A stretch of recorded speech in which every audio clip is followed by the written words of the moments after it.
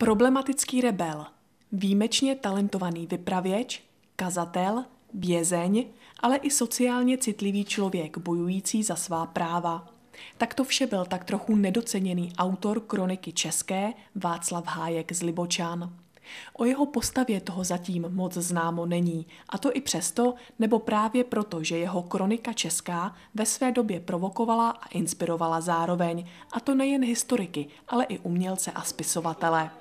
Na jeho zajímavou osobnost a na opomenutý význam jeho díla svou prací upozornili badatelé z Ústavu pro českou literaturu Akademie věd v čele s Janem Linkou, editorem nového vydání kroniky české. Já jsem sám do té doby, než jsem ten text tolikrát nepřečetl, já jsem prostě netušil, že ten Hájek byl až tak kvalitní autor. Je to neopominutelná osobnost. A my jsme si ho bohužel tak nějak úplně vygumovali z našeho povědomí, což je škoda. To je opravdu, já to rád zdůraznuju, to je náš Shakespeare. My taky Shakespearea nebereme jako zdroj historických znalostí, že? To není to důležité.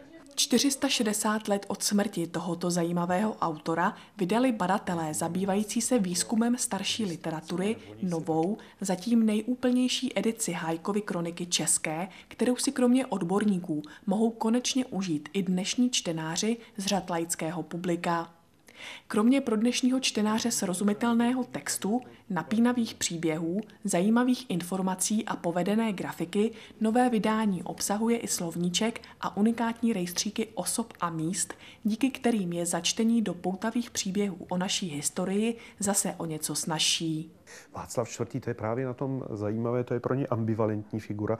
On ho popisuje jako záporňáka, ale zároveň tam tak šťavňatě popisuje ta jeho milostná dobrodružství, ty jeho útěky z vězení a vidíte, že mu fandí přitom. Jo? Takže to už je ten jiný level, kdy už nepracuje s nějakými stereotypy. Tohle jsou klaďáci, to jsou záporňáci. On už tam dokáže se na to povýšit a opravdu si vychutnat ten příběh pro sám příběh. Moderní edice kroniky české, která vyšla v nakladatelství Akademia, zobrazuje Václava Hájka netradičně svousy.